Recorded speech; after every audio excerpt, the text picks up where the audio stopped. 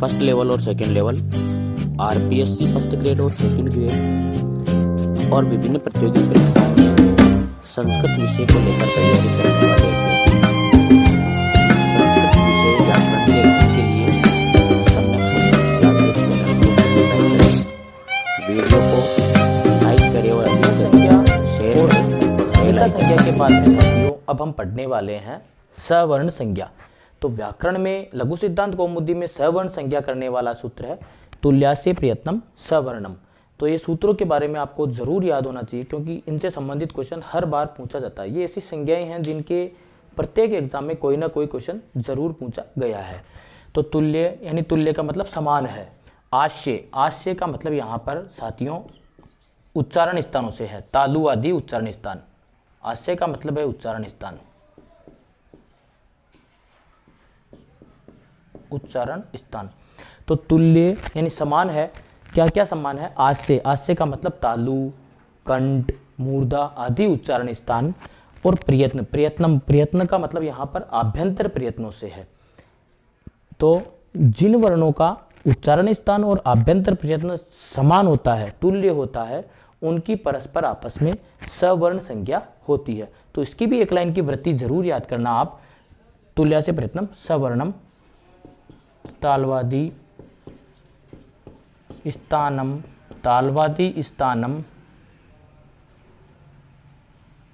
यानी तालु आदि उच्चारण स्थान और आभ्यंतर प्रयत्न, ये दोनों यस्य द्वयम, ये दोनों यस्य जिसके, येन तुल्यम जिस वर्ण के साथ तुल्य है, समान है, तन्मित है सवर्ण संज्ञम साथ, उन दोनों की परस्पर आपस में सवर्ण संज्ञा होती है।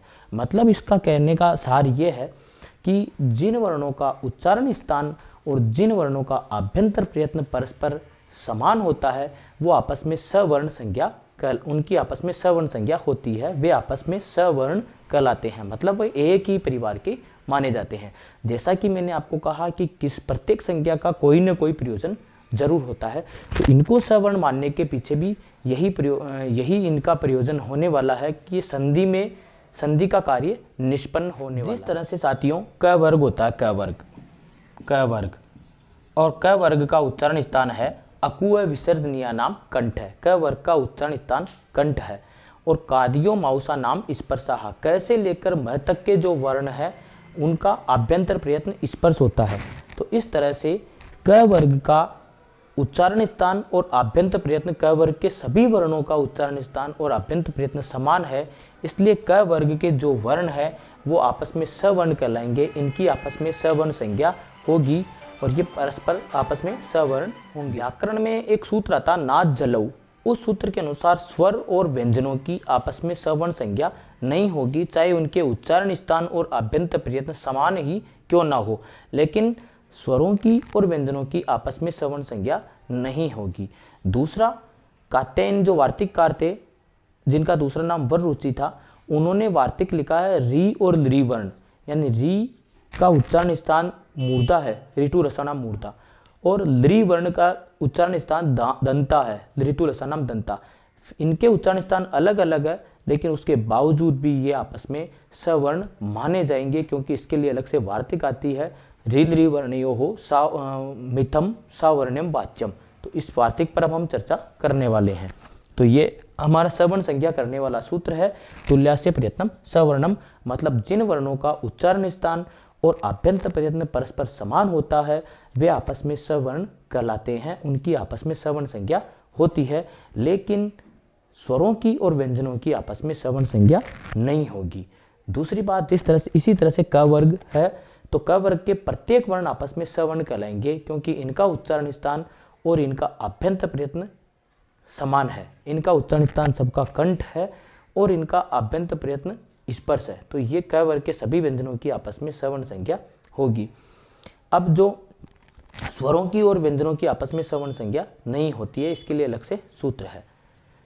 री का उच्चारण स्थान अलग है और लृ का उच्चारण स्थान अलग है, उसके बावजूद भी इन दोनों के आपस में सवर्ण संज्ञा होती है। कात्यायन जो वार्तिककार थे उन्होंने ये वार्तिक दी है अलग से, री लृ वर्णयो हो मित है सावर्ण्यम वाच्यम। इस वार्तिक के अनुसार री और लृ वर्ण को परस्पर सवर्ण माना जाएगा, चाहे इनका उच्चारण स्थान अलग अलग ही क्यों न हो। अब इससे क्या होगा, जो री है तो साथियों री के 18 भेद होते हैं, ए, ई, उ और री, इन चारों वर्णों के अलग अलग 18 भेद होते हैं। इनके 18 भेद किस तरह से होते हैं, प्रत्येक स्वरों के कितने भेद होते हैं, के 18 भेद, और इस तरह से री के 12 भेद होते हैं। क्योंकि री में दीर्घ का अभाव होता है इसलिए इसके 6 भेद कम हो गए। तो ये 18 और 12 मिलकर इनके 30 भेद माने गए हैं। क्योंकि इन दोनों की सवर्ण संज्ञा होती है तो फलस्वरूप री के 18 भेद और री के 12 भेद दोनों मिलकर इनके 30 भेद माने जाते हैं। इसी तरह से अ, ई, उ के 18 भेद होते हैं और ए, ओ, ऐ, औ के भी 12 भेद होते हैं।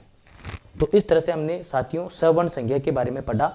जिन वर्ण तुल्या से प्रयत्नम सवर्णम, ये इसका सूत्र है। जिन वर्णों का उच्चारण स्थान और आभ्यंतर प्रयत्न समान होता है वे परस्पर सवर्ण कहलाते हैं। स्वरों की और व्यंजनों की आपस में सवर्ण संज्ञा नहीं होती है।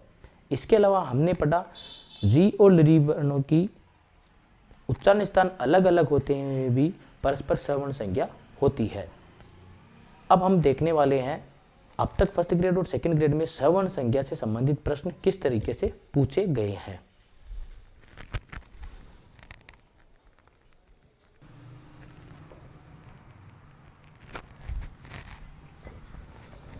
तो साथियों सेकंड ग्रेड 2014 के एग्जाम में आया हुआ प्रश्न है, सवर्ण संज्ञा भवती, सवर्ण संज्ञा होती है।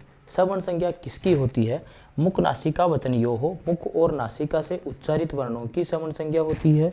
द्वयो हो स्वरितयो हो, दोनों स्वरितों की सवर्ण संज्ञा होती है। द्वयो हो अनुदातयो हो, दोनों अनुदातों की सवर्ण संज्ञा होती है। और तुल्या से प्रयत्नयो हो, यानी तुल्या से प्रयत्नयो हो यानी आश्य का मतलब उच्चारण स्थान और प्रयत्नयो हो, उच्चारण स्थान और आभ्यंतर प्रयत्न वर्णों की सवर्ण संज्ञा होती है। तो जैसा कि हमारा सूत्र भी है, अगर वो सूत्र भी सवर्ण संज्ञा का किसी को आपको याद है तो आप इसका प्रश्न का उत्तर आराम से दे सकते हो, तुल्या से प्रयत्नम सवर्णम। तुल्या से प्रयत्नम सवर्ण के आधार पर इसका ये उत्तर हो जाएगा। यानी जिन वर्णों का उच्चारण स्थान और आभ्यंतर प्रयत्न समान होता है उनकी परस्पर सवर्ण संज्ञा होती है। तो इस तरह से इनके क्वेश्चन आते हैं। तो बहुत आसान है। संयोग संज्ञा, संहिता संज्ञा और सवर्ण संज्ञा के बारे में हमने पढ़ा। ये तीनों संज्ञाएं बहुत महत्वपूर्ण है, बहुत छोटी छोटी है। आप केवल इन छोटे छोटे से वीडियो से आपके फर्स्ट ग्रेड सेकंड ग्रेड और जो भी संज्ञा प्रकरण से संबंधित क्वेश्चन आते हैं उनको सही कर सकते हो। इसी के साथ नमस्कार।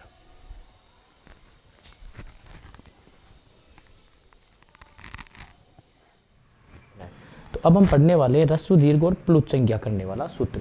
ह्रस्व दीर्घ और प्लुत संज्ञा जो स्वरों के प्रकार है वो स्वर ह्रस्व दीर्घ और प्लुत प्रकार से 3 प्रकार का प्लुत संज्ञा करने वाला सूत्र है। ऊकालो अज्रस्व दीर्घ प्लुत है।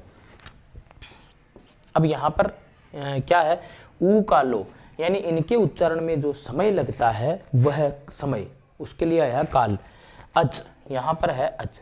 तो हमें पहली बात तो ये याद रखनी है कि ह्रस्व दीर्घ और प्लुत संज्ञा जो होती है वो अचों की होती है, वो व्यंजनों की नहीं होती है, ये केवल स्वरों की होती है। और यहाँ पर है फिर अज ह्रस्व, फिर है दीर्घ और प्लुत। तो वर्णों के स्वरों के उच्चारण में जो समय लगता है उस समय के आधार पर इनकी ह्रस्व दीर्घ और प्लुत संज्ञा होती है। प्रत्येक स्वर के उच्चारण में अलग अलग समय लगता है।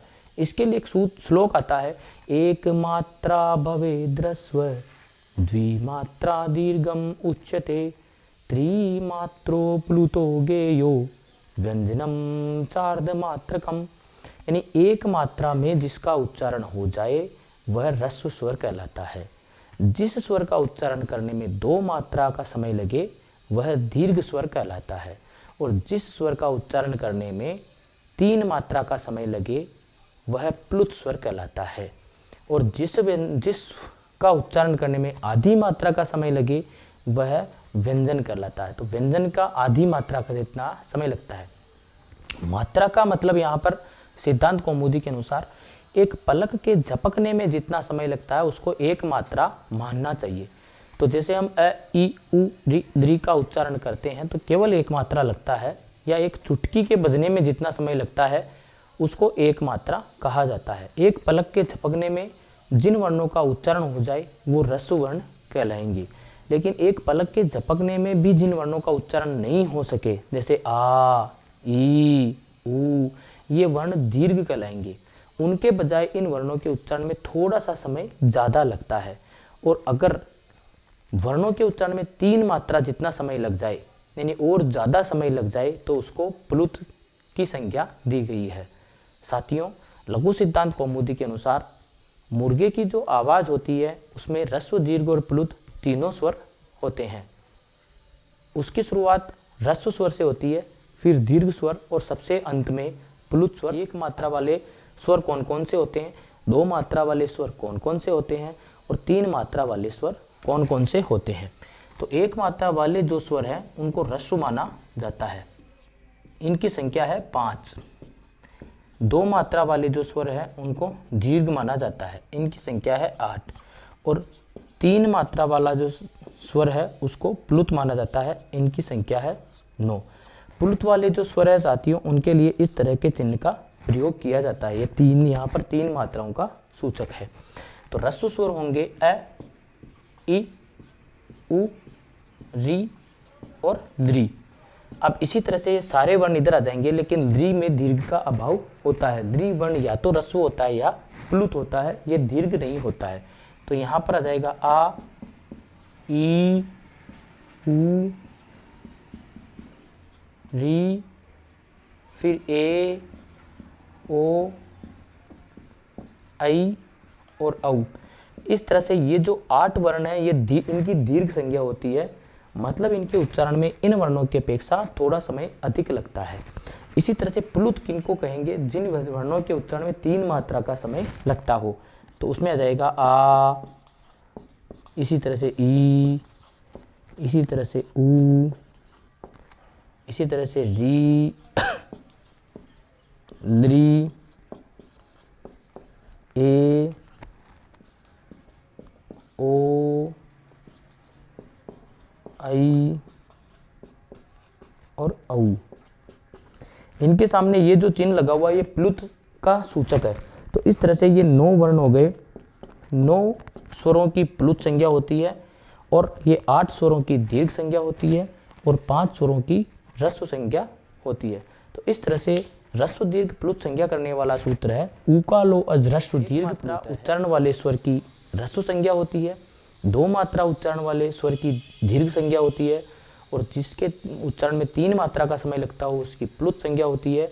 मात्रा का मतलब यहाँ पर पलक झपकने में जितना समय लगता है उससे है, यानी एक पलक झपकने में जिन वर्णों का उच्चारण हो जाए इनको ह्रस्व कहेंगे। जिनका एक पलक झपकने में भी उच्चारण नहीं हो सका हो और ज़्यादा समय लगता हो उसको हम दीर्घ स्वर कहेंगे, और जिन वर्णों के उच्चारण में अधिक समय लगता हो उसको प्लुत कहेंगे। ह्रस्व स्वर 5 है, दीर्घ स्वर 8 है और प्लुत स्वर 9 है। तो मैं सोचता हूँ शायद आपको ये वीडियो समझ में आ गया होगा। आप ह्रस्व, दीर्घ और प्लुत संज्ञा के बारे में, ये स्वरों का जो विभाजन है ये उच्चारण के आधार पर है। इसके अलावा एक वैदिक साहित्य में भी स्वरों का विभाजन होता है, उसको उदात्त, अनुदात्त और स्वरित। साथियों, सवर्ण संज्ञा, ह्रस्व, दीर्घ और प्लुत संज्ञा के बाद अब हम पढ़ने वाले हैं पद संज्ञा। पद संज्ञा से प्रत्येक एग्जाम में एक क्वेश्चन जरूर देखने को मिलता है, तो निश्चित रूप से ये संज्ञा भी बहुत महत्वपूर्ण है। वैसे भी ये संज्ञा बहुत ज़्यादा महत्वपूर्ण इसलिए है क्योंकि इसके द्वारा पद संज्ञा होती है। मतलब पद किसे कहते हैं, तो इसका पद संज्ञा करने वाला सूत्र है सुप तिङन्तं पदम।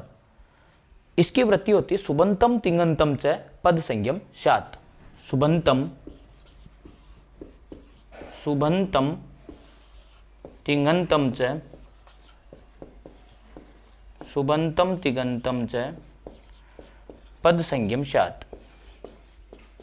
पद संज्ञम स्यात् यानी सुबंत और तिङन्त की पद संज्ञा होती है। सुबंत का मतलब है सुप से जिसका अंत होता हो, तो ये भी एक प्रत्याहार है। सुप से जिसका अंत होता हो और जिसका अंत तिंग से होता हो उनकी पद संज्ञा होती है।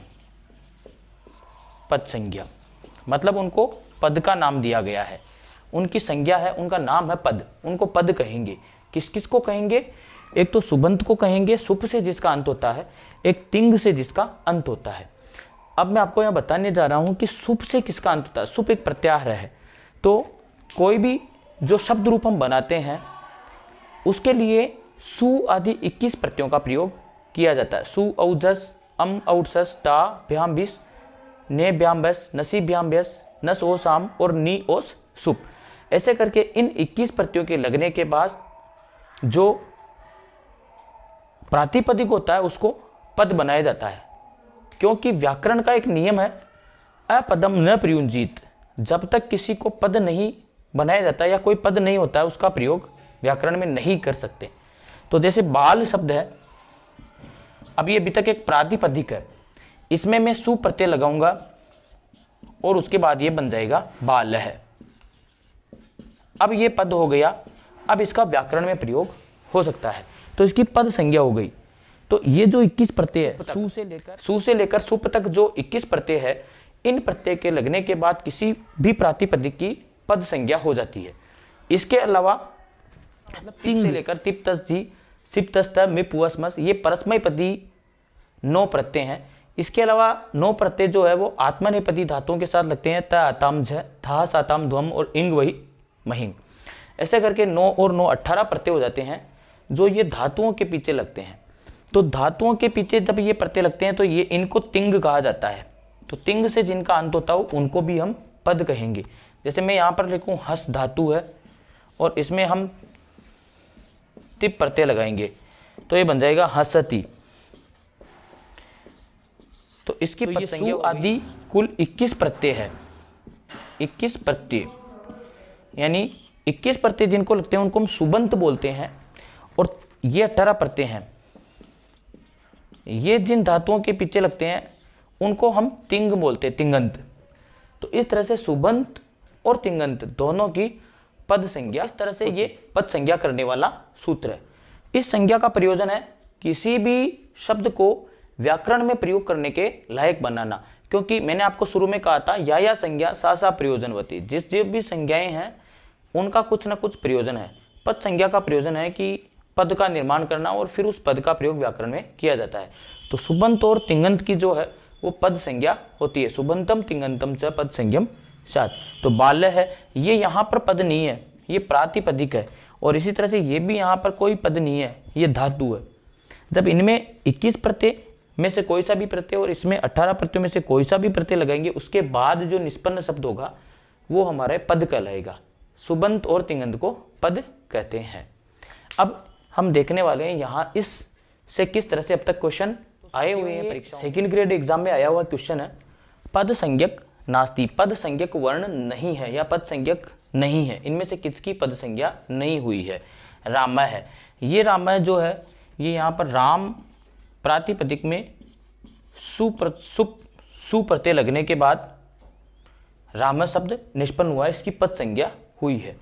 इसी तरह से लता, ये भी लता में सु प्रत्यय लगने के बाद लता बना है, लता शब्द निष्पन्न हुआ है, तो ये इसकी भी पद संज्ञा हुई है।